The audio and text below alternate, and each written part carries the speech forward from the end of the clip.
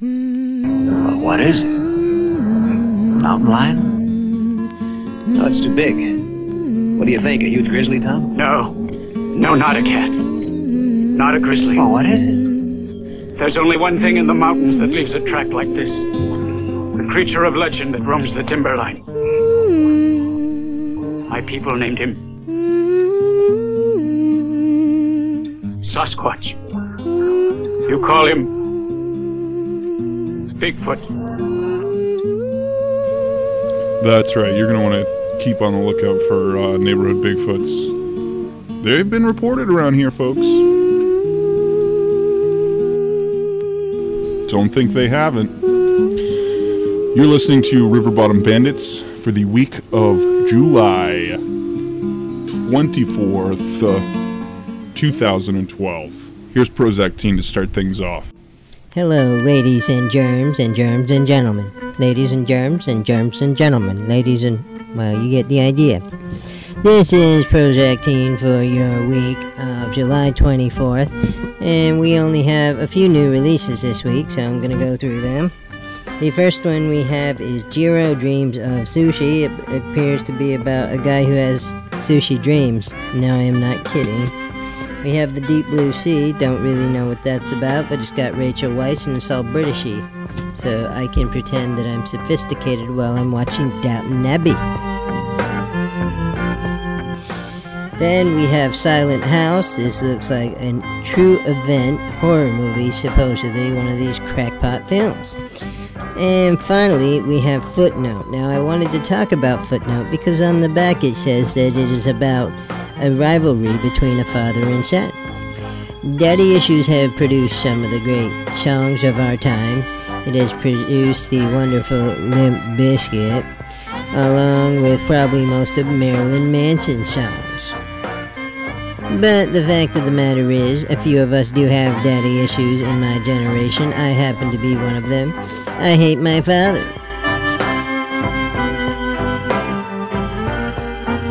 I will say it.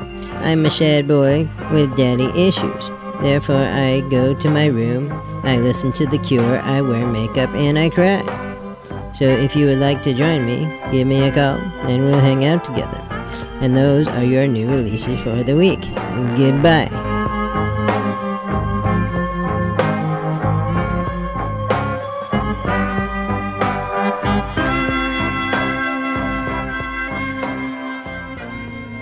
When I was a boy on the reservation, I once saw a man who had disappeared for many days, here in the deep woods. My grandfather found him. There was a footprint like this one nearby. My grandfather told me the man had seen the Sasquatch. I'll never forget how that man looked. His eyes.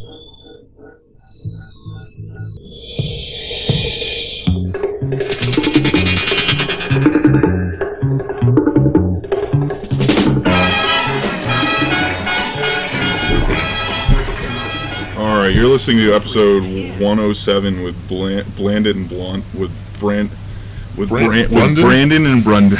Hi, I'm Brundon. We've got some movies to talk about. 4 very exciting titles, including Silent House, The Deep Blue Sea, Footnote, and some sushi flick, I guess. Jiro. Yeah. I could not eat sushi in a bushi. So I'm not really excited about any of them this week. No. Too much. You know what movie I've been excited about lately? Jurassic Park. Oh, great film. So, why don't we take some time to discuss an oldie? One of the first movies I remember seeing in theaters. I know I saw some before that, but I have a great memory of going with my dad to see it.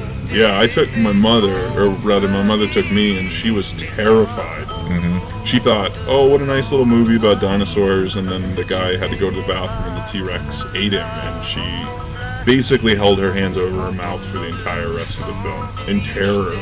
Well,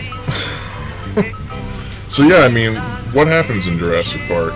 Well, it's pretty straightforward. There's a scientist, he finds DNA for the dinosaurs, and the dinosaurs get inbreded with frog DNA so that they can't change the sexes, but they do, however, find out that some frogs can change the sexes. And they didn't use the frogs, and so they couldn't change the sexes. They used frogs to fill in the gaps of the DNA chains because they weren't complete DNA chains. And it just so happens that frogs can change sexes. This particular type of frog, some African frog. Yeah. So they find out that the dinosaurs have been mating, the theme park runs out of electricity. Life finds a way. Life finds a way, people have to hold on to their butts, and then the dinosaurs get freed only to attack the human beings. Now, who is the number one hero of this film? Dr. Alan Grant. Absolutely. Who's number two? Ian Malcolm. Yes, who's number three? That lady. Laura Dern. Yeah, what's her name in the... Ellie Grant.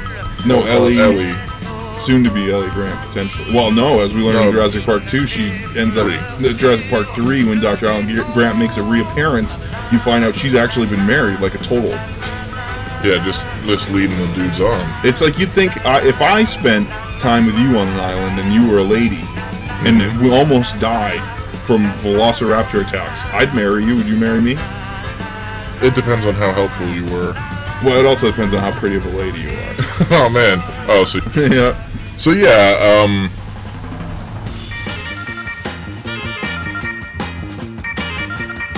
yeah, Dr. Alan Grant's cool. The real hero of the movie, actually, is the T-Rex. The whole time you think he's evil. He ate that lawyer, but, I mean, lawyers. When you gotta go, you gotta go. Lawyers, man. They deserve it. Yeah. But at the end, when the kids and Dr. Alan Grant and everybody are climbing on the skeleton in the lobby, trying to avoid the pack of velociraptors that are going to eat them and kill them. Right. The T-Rex busts out of nowhere, saves the day. Right, and that's sort of symbolic. It's like out with the old, in with the new dinosaurs.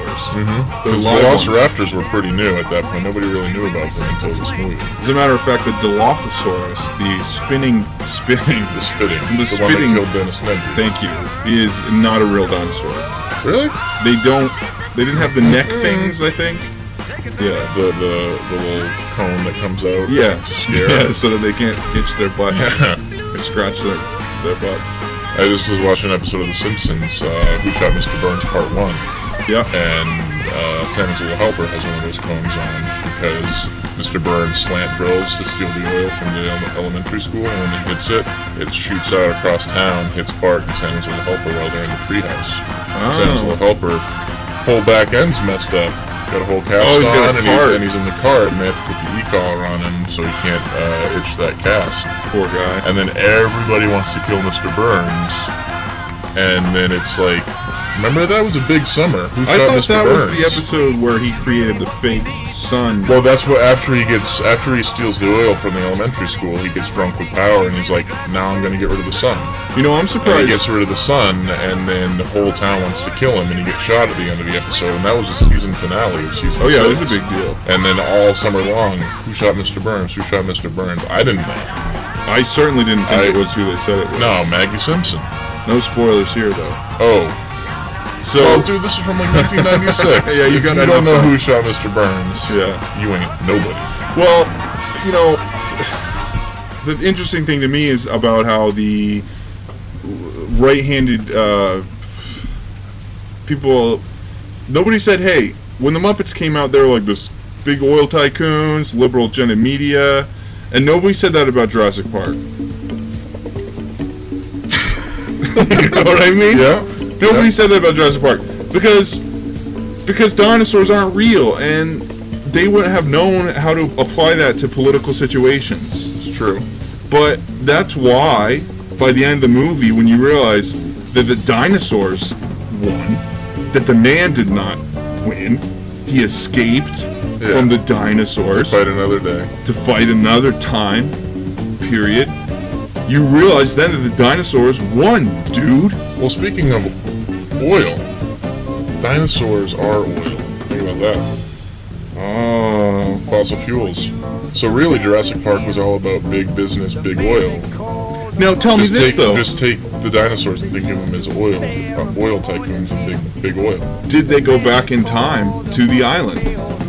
When they got there, was the island in history's Was it Back in Time? Oh, you're talking about like the land that time forgot. Yeah, They yeah. didn't do all this science. They just found an island and pretended like they cloned dinosaurs. And I'll even argue it was all Dr. Alan Grant's dream, because at the end of the movie, really liked dinosaurs. He really liked them, and he was asleep in the helicopter with the two kids that weren't his, that he didn't actually like that much. But you know, you save a kid's life. It's like Yeah, you're gonna kind of bond. you're gonna them a kind of little bond bit. with them a little bit. But he liked dinosaurs until he went to Jurassic Park.